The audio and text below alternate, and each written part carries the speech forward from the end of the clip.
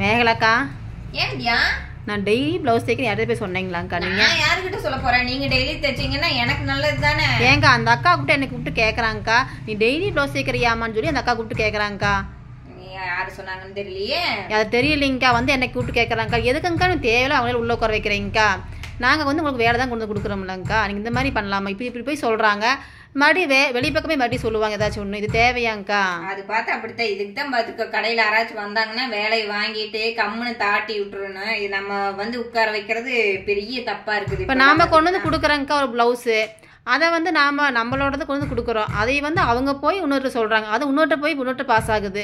இதெல்லாம் நமக்கு சங்கடமாக இருக்குது இல்லைங்கக்கா? கண்டிப்பாப்பா. நான் வந்து உங்களோட நம்பி தான் கொண்டு கொடுத்துட்டு போகிறேங்க்கா. இந்த மாதிரி பேசோன்னா நமக்கு கஷ்டமாக இருக்குது. இந்த மாதிரி நீங்கள் எல்லாம் ஏன் அலோவ் பண்ணுறீங்க? இதை பார்த்தீங்களா எப்படி சொல்கிறாங்கன்ட்டு. இப்போ நீங்கள் பிகினர்ஸாக இருப்பீங்க, கடை வச்சுருப்பீங்க. இப்போ என்ன பண்ணுவீங்க, உங்கள் ஃப்ரெண்ட்ஸு உங்களுக்கு தெரிஞ்ச 2 பேர் யாராவது வந்து கடையில் ஏதாவது ஒரு நியாயம் பேசிட்டு உட்காந்துட்டு இருப்பாங்க. நீங்களும் அதுக்கு பேசாமல் அலோவ் பண்ணிடுவீங்க. ஏன்னா நம்ம அவங்கள போக சொன்னாங்கன்னா அவங்க ஏதாவது நினச்சிப்பாங்களோ அப்படின்னு சொல்லிட்டு நீங்களும் அவங்கள அலோவ் பண்ணிடுவீங்க. அவங்க என்ன பண்ணுவாங்க, உங்கள் கடையில் யார் வராங்க என்ன பண்ணுவாங்கன்னு பார்த்துட்டு இருப்பாங்க. அவங்களுக்கு வெளியில் போய் என்ன இருக்குது, போயிட்டு என்ன பண்ணுவாங்க, அந்த அக்கா கொண்டு வந்து 2 ஜாக்கெட் கொடுத்துட்டு போச்சு. அந்த பேபிக்கா இருக்குது இல்லை, அது அன்னாடு ஜாக்கெட் தைக்குது. இந்த சரசக்கா இருக்குது இல்லை, அது நாங்கள் கடையா இல்லை 10 கிலோமீட்டர் தாண்டி வந்து இங்க கொடுத்துட்டு போகுது பார்த்துக்கா. அப்புறம் இந்த அக்கா இருக்குது பார்த்தியா, அது என்னோட வீட்டுலதான் இருக்குது, ஆனா எப்படி பார்த்தாலும் சீலை எடுத்து வச்சுக்கிட்டே இருக்குது தெரியுமா, இப்படின்னு சொல்லிட்டு பேசுவாங்க.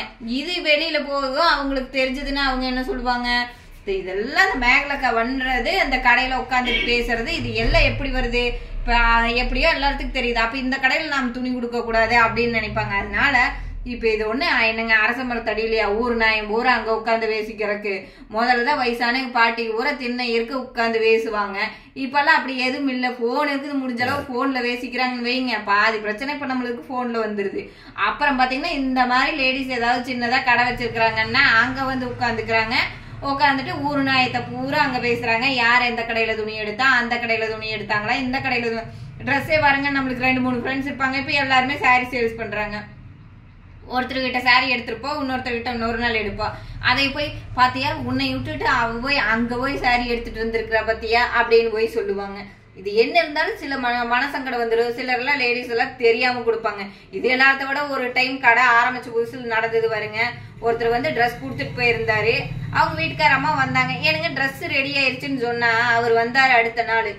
ஏமா யார கேட்டு நீ எங்க வீட்டுக்காரம்மாட்ட ட்ரெஸ் ரெடி ஆயிடுச்சுன்னு சொன்ன, இதனால எங்க வீட்டுல எத்தனை பிரச்சனை வருது. என்னோட போன் நம்பர் கொடுத்துட்டு போனேன்ல, ட்ரெஸ் ரெடியான எனக்கு கூப்பிடு. அதை விட்டு போட்டு நீ என்ன ரோட்ல போகையில இந்த அம்மாவை கூப்பிட்டு எனக்கு ட்ரெஸ் ரெடி ஆயிடுச்சுன்னு சொல்றது. இதையெல்லாம் நல்லா கடை வைக்கிறவங்க தெரிஞ்சுக்கோங்க. தேவையில்லாம வந்து லேடிஸ் யாரையாவது உட்கார வச்சிருந்தீங்கனாலும் பிரச்சனை வரும். அதே மாதிரி இந்த மாதிரி போற போக்குல கூப்பிட்டு இந்தாங்க உங்க துணி ரெடி ஆயிடுச்சுன்னு சொன்னீங்கனாலும் பிரச்சனை வரும்.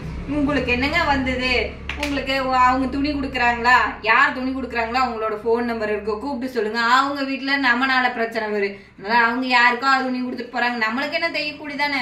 அதனால நீங்க அதையெல்லாம் யோசிச்சுட்டு இருக்காதீங்க, நீங்க அந்த இதெல்லாம் பண்ணிட்டு இருக்காதீங்க. இப்ப நீங்க பிகினர்ஸா இருக்கிறீங்கன்னா உங்களுக்கு இதெல்லாம் தெரியாம கூட இருக்கலாம். அதனால நான் சொல்றேன், முடிஞ்ச அளவு யாரையும் கடுக்குல வச்சுக்காதீங்க.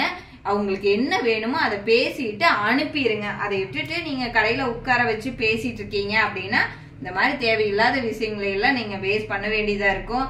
எனக்கும் இந்த மாதிரி உங்களுக்கு இந்த மாதிரி எல்லாம் நடந்திருக்காதுன்னா ஆரம்பத்துல எனக்கு சொல்லி கொடுக்குற ஆள் இல்ல, நடந்திருக்கு இல்லைன்னா சொல்ல முடியாது. இப்ப நான் இருக்கிறேன் இல்ல உங்களுக்கு இதையெல்லாம் சொல்றதுக்கு. அதனால இதை நீங்க புதுசா கடை வைக்கிறீங்க பிடிக்கிறீங்க அப்படின்னா முடிஞ்ச அளவு இதை தெரிஞ்சு நடந்துக்கோங்க. இந்த மாதிரி இப்ப நான் கண்டென்ட்டுக்காக வித்யாவை பேச வச்சுதான் எடுத்தேன். ஆனா நீங்களும் இந்த மாதிரி முடிஞ்ச அளவு யாரையும் உள்ள உட்கார வச்சு பேசாதீங்க. அதே மாதிரி நீங்களும் வெளியில இருந்து போறீங்களா, கடைன்னா அது பிசினஸ் பண்ற இடங்க, அங்க போயிட்டு நீங்க அவங்கள டிஸ்டர்ப் பண்ணிட்டு இருக்காதீங்க. முடிஞ்ச அளவு நீங்களும் அவாய்ட் பண்ணிக்கோங்க. இப்ப வீட்டுக்கு போறீங்களா, பேசுறீங்களா, வைக்கிறீங்களா, அதோட விட்டுருங்க. விட்டு கடையில போயிட்டு இந்த மாதிரி எல்லாம் பேசிட்டு அவங்கள தொந்தரவு பண்ணிட்டு இருந்தீங்கன்னா அவங்களோட தொழிலும் அது பாதிக்குது இல்லையா. அங்க எதுவும் இருக்கும், நீங்க இருக்கும்போது அவங்க வேற ஏதாவது பேசலாம்னு நினைப்பாங்க, ஏதாவது தைக்கலாம்னு நினைப்பாங்க, அதையெல்லாம் கூட அவங்க யோசிச்சுட்டு இருப்பாங்க. அதனால இந்த வீடியோ பாக்குற யாராவது பொதுமக்கள் இருந்தீங்கன்னா நீங்களும் உங்க ஃப்ரெண்டாவே இருக்கட்டும், க்ளோஸ் ஃப்ரெண்டாவே இருக்கட்டும், அவங்கள போய் அவங்களுக்கு வேலை இருக்குது அப்படிங்கும் போது அவங்க எப்படா சொல்றதுன்னு யோசிச்சுட்டு இருப்பாங்க. அதனால கொஞ்சம் இந்த மாதிரி தொந்தரவு பண்ணாம இருங்க. இதை வந்து யாரும் கஷ்டப்படுறதுக்காக சொல்ல, இதையெல்லாம் நீங்க தெரிஞ்சுக்கோங்க அப்படிங்கறதுக்காக தான் சொன்னேன். Thank you friends.